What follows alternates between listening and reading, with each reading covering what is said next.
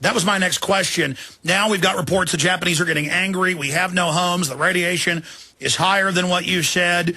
How is, well, number one, we're now 6 days into this. The media is saying the point of no return may have been reached. They may fully melt down. A lot of experts believe that meltdowns have already occurred. They're covering up the real levels in those two states, in and around Fukushima, and the 6 stricken reactors, 4 that have blown up or are on fire.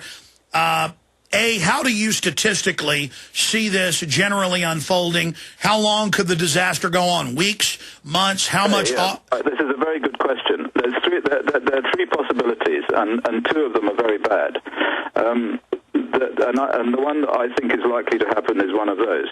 Now, there's about 1,500 to 1,700 tons of mixed uranium and plutonium fuel there. My feeling is that the radiation levels will get so high that those guys will they will either die or they will have to get out.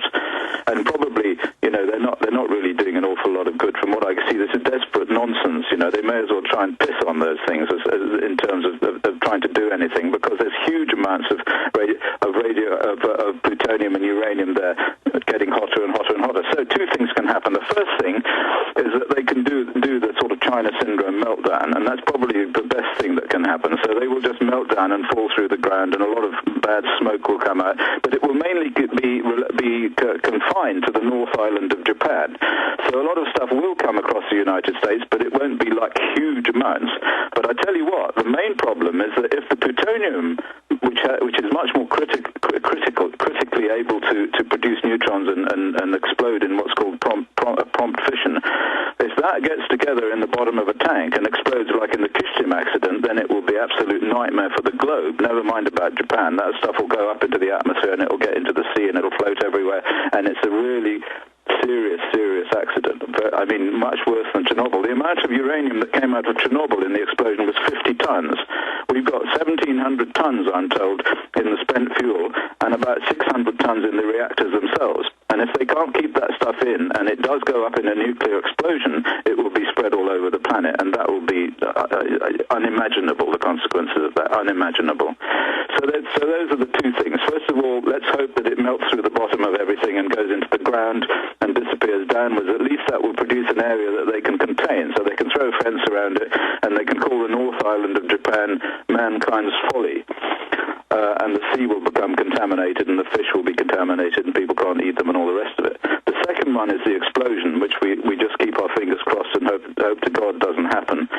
And the third one is they could just keep pouring water on it forever, and radionuclides will slowly leak out all over the place. But I don't think that's going to be possible myself. But I mean, I may be wrong. The trouble is, we're in science fiction territory here. Nobody has ever actually been able to nobody's ever done this before. This hasn't happened before anywhere. So we don't know what's going to happen. The calculations say that there'll be a China syndrome, like that famous film, but we don't have any Hollywood actors to come and protect us as they did in the film.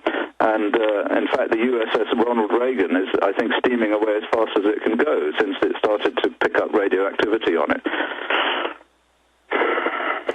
Well, Doctor, continuing along this line, fully understanding where this is going, I don't think that this is something the nuclear industry is going to be able to spin. This is a bridge too far, and the fact that they've been trying to cover it up, I think, is going to be the death knell to their credibility, because we didn't have the internet during Chernobyl or during 3 Mile Island. A comment on that. Yeah, and we didn't have Geiger counters either. After Chernobyl, so many Geiger counters were being sold on eBay that an awful lot of them are out there now. I mean, when Chernobyl was happening, I was here in Wales, and we got the radiation from Chernobyl came here. I couldn't afford a Geiger counter. Nobody else had one. But now everybody's got one. And I've got a laboratory here with several, and the internet is there, and they're giving minute-by-minute readings from all sorts of sites all over the United States and Japan and everywhere else. So, yeah, they can't spin it on that level. But I tell you how they will spin it. What they'll do is they'll say that the doses are very much too low, just like I said before, so that the number of millisieverts involved when it gets to America will be very low. And then when you do get an increase in cancer 5 years later, there'll be a big increase in cancer. They'll say, oh, well, it's because of there's an aging population, or they'll find some reason to say that the cancer has nothing to do with the exposure, just like they did with Chernobyl, where they were saying that cancer was caused by radiophobia. I mean, I was at a conference in Kiev in 2000, 2000, where the International Atomic Energy Agency was saying that cancer was caused by drinking vodka. So they will certainly have a go at spinning it. You can be sure of that. They will certainly have a go at it. You can be assured of that. I mean, look, I have children, 3 of them, and I am in the realm of reality. That's why I told people Friday it was worse than they were saying. Saturday, Monday, the fuel rods hiding in plain view. It's in mainstream news that 600,000 fuel rods are there, that hundreds of thousands were stored on top of plants that blew sky high. And then they're not releasing the radiation information. The media made fun of people saying that radiation would come here Friday, Saturday, Sunday, Monday, Tuesday, Wednesday. Now they admit it's coming here, but the usual canned response of, oh, it's no big deal. You know, it's 3 or 4 times what you get from the sun. No, it's going into your body, ladies and gentlemen, and it's affecting your lifetime dose. We already get cancer because of the natural amount of radiation out there. And I've seen the studies of mummies in China, not just in Egypt. And cancer is unknown. These are real numbers. Cancer was almost unknown 150 years ago. And in the last 50 years...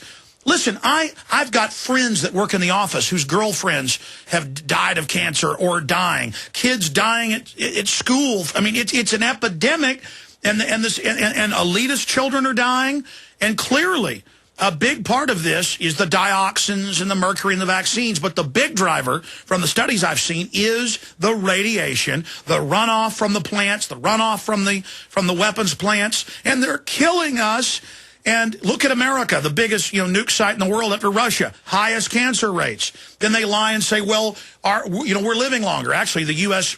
Population numbers have gone down, and they don't tell you that fetal birth rates, babies dying, that number's gone down. On average, about 30% of children 100 years ago would die from complications. But if you made it past 5, if you look at the numbers and average those out, the average person lived past 85. Now with men, it's about 73. Women, it's 76. And then they have all these advanced technologies to keep you alive for 20 years when you start getting sick at 55, but it's unnatural. We'll talk about that with Dr. Busby, website greenoudit.org, an amazing individual. All of his information integrates with my own research and the countless physicists, doctors we've interviewed. I believe, and I know this is a eugenics operation by design. We'll be right back.